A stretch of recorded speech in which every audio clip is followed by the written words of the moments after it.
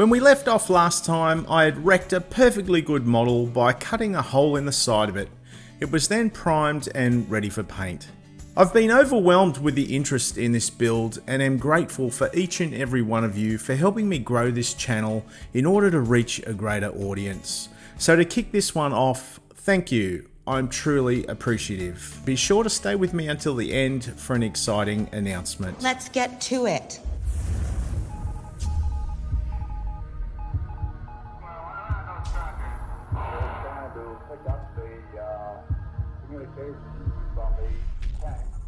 You may recall I'd removed the moulded tie downs from the model. I'd always planned to replace them, but wanted to hold off as long as I could to avoid damaging them during the painting phase. I used a piece of styrene strip as a folding jig of sorts and shaped a piece of fine lead wire over the top of it to get the shape of the tie down. The positions for the welded tie downs were marked out using a pencil, and the small pieces of wire were glued in place with a touch of super glue.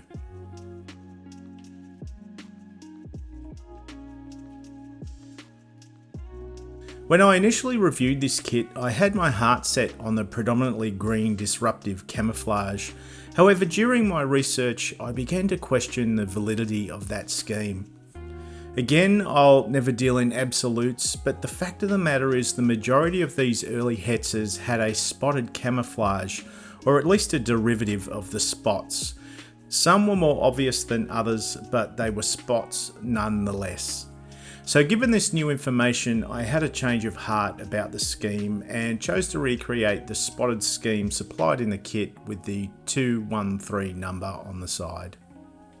The scheme required a base layer of dunkelgelb, or dark yellow if you like, to be applied. A mix of dark yellow 2 and semi-gloss clear was thinned to about a 50-50 mix with retarder thinner and applied over the model. The idea of applying this layer over the black base is to create a mottled, imperfect finish in the paint. And at the risk of repeating myself, I don't want to completely cover the model in the yellow, but use the dark tones to create depth in this layer. The varnish in the mix helps produce more of an eggshell finish to the paint, which will help me with the finish when it comes to decaling. The model is now at the stage where I can remove the makeshift masks I'd set in place and begin the fun part of applying the camouflage. I also glued the side skirts on at this stage and loosely fit the engine hatches in place so the scheme would be seamless. Using the airbrush gives me a great deal of joy, and creating shades and highlights is just part of my painting process because I love doing it. The dark yellow in the cup now has a few drops of white added to the mix, and the paint is applied around the horizontal surfaces and natural highlight areas. Most of these subtle tones will be lost under layers of weathering, but like I said, I enjoy the process and it only takes a few minutes, so why not? Applying the camouflage pattern can be a little intimidating for some, but further from the highlighting step, it's where I get a great deal of joy from the process. These spotted patterns had a mid-tone green spot and were outlined in a red-brown. For the interpretations I'd seen, I knew I'd have to come up with a custom mix given the paint I had on hand. I found by mixing AK Green and Protective 4BO, I was able to get the colour I was after. I don't have the exact formula, but loosely speaking, it was about 2 parts of the 4BO and 1 part of the green, resulting in the colour giving me a chalky, desaturated green I was hoping for. The paint mix is heavily thinned using Tamiya retarder thinner, and the scheme begins. I started applying the scheme to the wheels. I did this because if the colour didn't look right on the model, or the thinning ratios or air pressure wasn't quite right, it would be easy to cover it up on the wheels. And once I knew the mix was flowing well, I moved on to the side skirts. I mapped out the pattern as best I could, trying to match the positions and the shapes that come on the instruction sheet, whether they be right or wrong. The shapes were first outlined and then I went back and filled the colour in. It's important to lay the paint in an imperfect way again. It makes for a far more realistic looking model rather than having big clean blocks of paint colour, at least in my opinion. It doesn't have to be perfect, it's not supposed to be. By keeping the paint well thinned and the air pressure around 15 psi, I'm able to create fine lines with minimal overspray. An interesting feature of the Hetzer is the two tubes on the left hand side wall that were used to store the aerials. The kit comes with these parts as two lumps of moulded plastic to represent them, however I felt I could upgrade that section. I managed to source some fine aluminium tubing and set about replacing the moulded pieces on the model. With the tubes glued in place using super glue, I will fit the aerial at a later stage. With the green spots all mapped out, the scheme was starting to take shape. The spots on these Hetzers had a distinctive red-brown outline to them, creating an interesting and unique look to the paintwork. All of the hard work had been done with the green, so it was just a matter of now outlining the shapes with the red-brown. I began the process with the wheels because, again, if there were any mistakes in this section, it would be easy to correct it during the weathering phases that would follow. When painting a scheme that requires a steady hand and tight lines, there is always that period where you are getting the feel of the airbrush and the flow of the paint. It usually takes me a few minutes of movement and spraying to get in my groove and make the necessary adjustments to the paint and my hand positioning. Again, I can't overstate how important a heavily thin paint is to achieve tight lines and a controlled outcome. The mix was around 80% retarder thinner to about 20% paint, or the red-brown.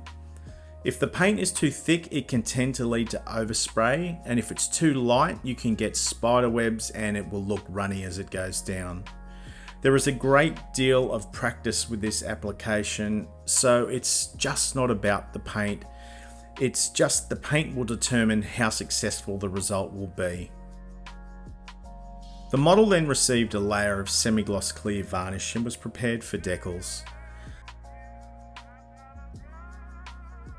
I'd also noticed the wiring for the front light on reference pictures, so I wanted to include that on my model. Again, a small piece of lead wire was glued in place and bent to the appropriate shape. Small details like this add a great deal of interest to the model. I couldn't help myself here and I had to remove the sponge and take a peek inside. Decaling is one part of the modelling process I like the least, and thank the maker I only had to deal with 3 of them on this model. Even after the varnish and the preparation, there was still some minor silvering under the decals. I tried to settle them as best I could with decal softener, but I find that product can cause issues of its own with damaging the paint. It was a case of getting these decals to a point where I could paint my way out of any issues. I also felt the white outline around the red lettering was overly fine for what it should be, but it's just going to have to do for now. Once the decals had dried off, the model received another layer of varnish. A small length of copper wire comes in the kit and is used for the tow cables. The copper wire was first dipped in a blackening agent. It only takes a number of seconds for the reaction to start taking place and give me the blackened finish I was after. The strand was then cut into 40mm lengths as per the suggestion in the instructions. I'm using an old pair of sprue cutters here, but as a word of warning, never use your good cutters here because it will damage the blade. The holes in the moulded shackles were slightly too small for the wire to sit in them, so a micro drill was used to increase the diameter of the hole. A touch of super glue is used to connect the cables and the shackles. Do it like a tiger! The way these cables should be wound and attached is a little confusing after looking at the instructions, so I wound them how I felt logical.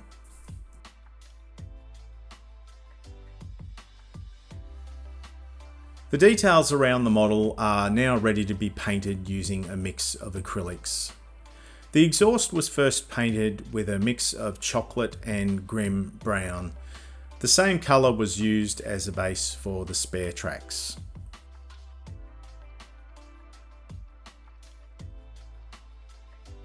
The rear light was painted using reflective green and the jack block in cork brown.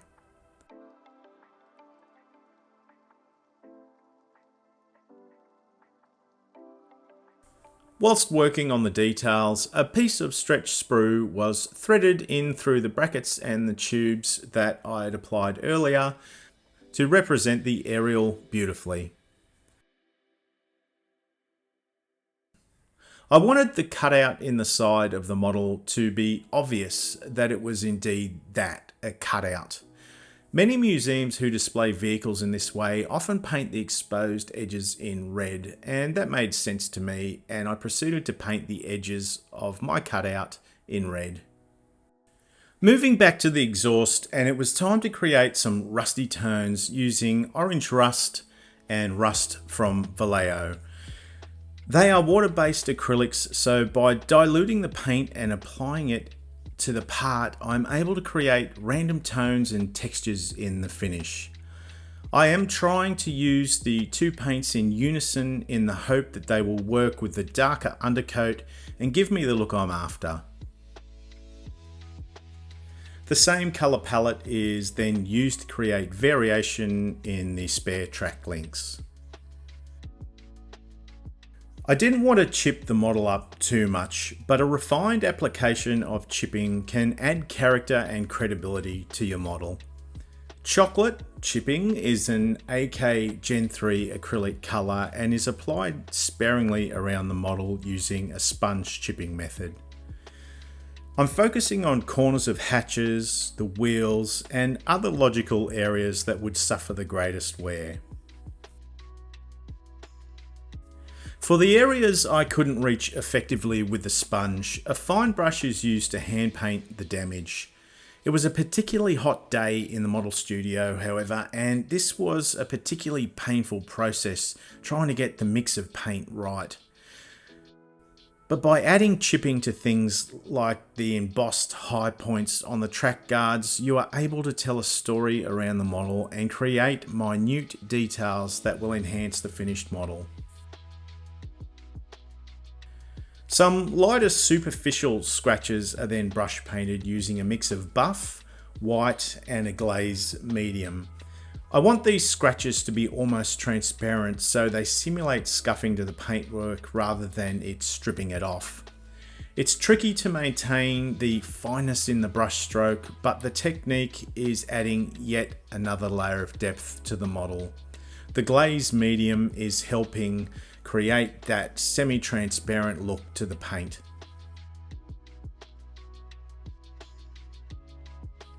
A great technique to unify a camouflage scheme like this is the oil dot rendering technique.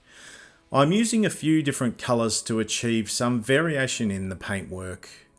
A small amount of the paint is squeezed onto a cardboard palette. Small dots of oil paint are then applied over the surface of the model. Lighter colours toward the top and darker colours towards the bottom of the panels tend to work better, however that isn't always the case. Working one section at a time, they are then blended across the surface in an up and down motion using a flat brush moistened with white spirit. By blending the dots together, the contrast in the paintwork tends to soften and the filter creates interesting tints, subtle streaking, and rain mark effects. I was trying really hard to skip this step because sometimes the post shading can overcook these three-tone schemes. I'd been caught out before, but I couldn't help myself because I love the depth and visual weight the technique adds to the model. A heavily thin mix of red, brown and black is used to reinforce the lower edges and shapes in the model. I usually use isopropyl alcohol to thin the paint, however I used Tamiya retarder thinner due to how hot it was when I was spraying, as this helped avoid the paint drying in the nozzle. I'm working around the edges of those hatches, around panel lines, and focusing on shadowed areas and wheels. I'm also able to create further streaking by moving the airbrush in a downward motion and carefully releasing the trigger as I move. The gloss finish can make everything look very dark at this point, so I held my nerve knowing the matte would bring everything back down to an acceptable level. It's time for a pin wash now, and the AK brown wash designed for dark yellow German vehicles is applied around recesses and details on the model. This is another product where I find there is a real sweet spot with. I have a bottle top with white spirit next to the paint and make sure that the brush is constantly flushed with the white spirit. If you get the mix right, the paint will run beautifully. If you don't, it can mean a lot of cleanup. A gloss surface will greatly help with this process, as the paint tends to flow through the shapes better than it does with a matte finish. Once the paint is touch dry, it's possible to use a makeup sponge or a clean brush moistened with white spirit to tidy the effect and help define the wash lines.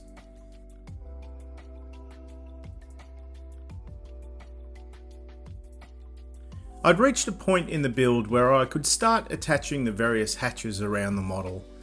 I didn't want to taint the paintwork with regular cement, so a drop of superglue was used to set them in place. A handy tip when applying superglue is to bend a small piece of wire into a loop and apply it as shown on the screen. Posing the model with everything wide open is probably a little unrealistic, but the end goal was to be able to pose it showing off the interior, so a little artistic license was taken. Everything had various gloss levels due to the paints and the glues and various other elements I'd added to the model, so a generous coat of VMS matte was applied. This will bring the gloss level to an even level across the whole model. German forces would often use local foliage in an attempt to camouflage their vehicles in the field. This was usually attached with wire or netting fixed to the side of the vehicle. One of the benefits of replacing the tie downs earlier was I could now wire the side of the Hetzer up using 0.135mm rigging wire from Infinimodel. Threading it through the maze of tiny holes was surprisingly challenging, but it was worth the effort for that extra layer of interest to the model.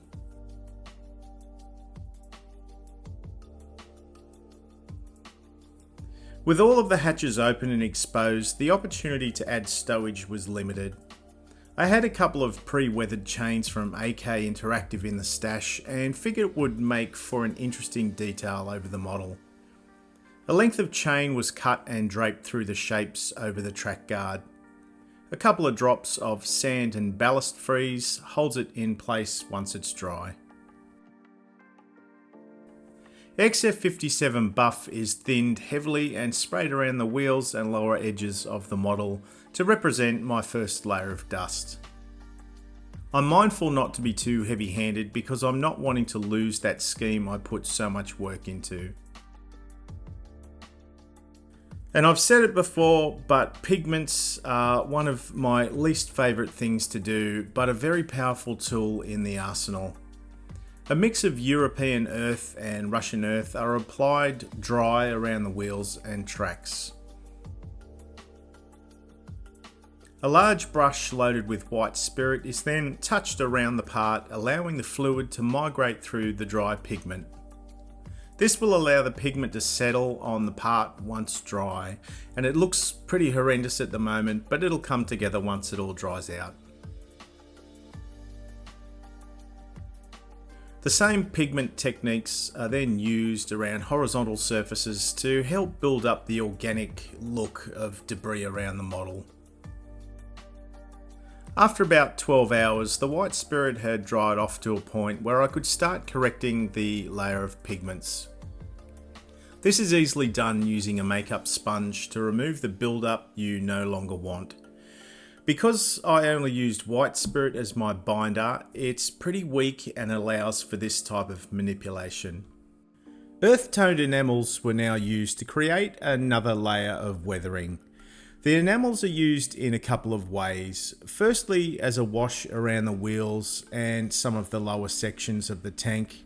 And secondly, they are used to create speckling effects by flicking the brush with a toothpick to create realistic looking mud effects. Again, remember that often less is more, and assess your work often and correct as you go.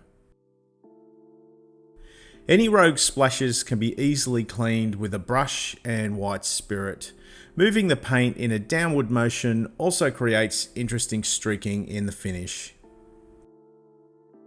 I still felt the model needed that additional layer of depth, so I went back to the oil paints and enhanced some of the washes with an even deeper colour, and also added some streaking around the place.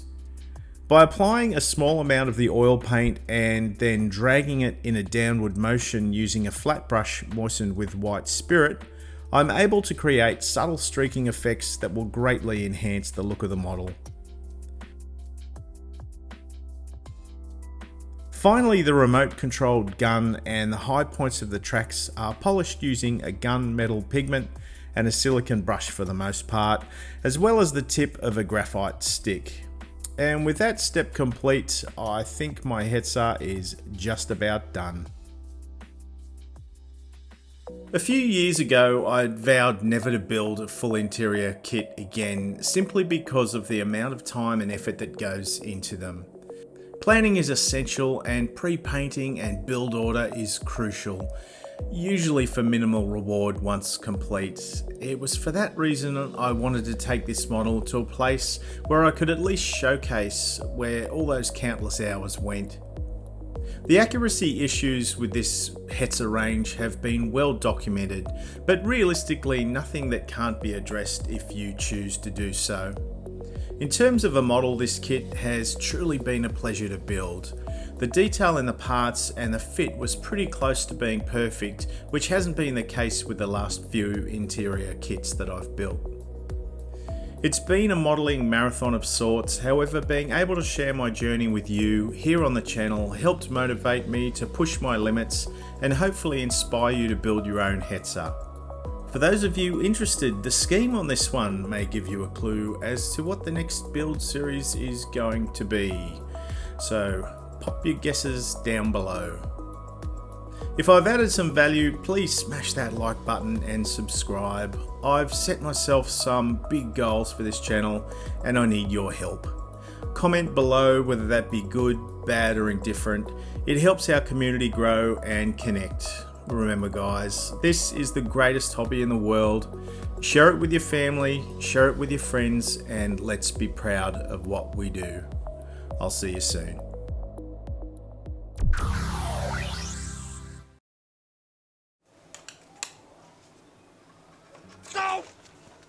One last thing. If you're in Australia on the 11th and 12th of November this year, 2023, make sure you head to Scale Act.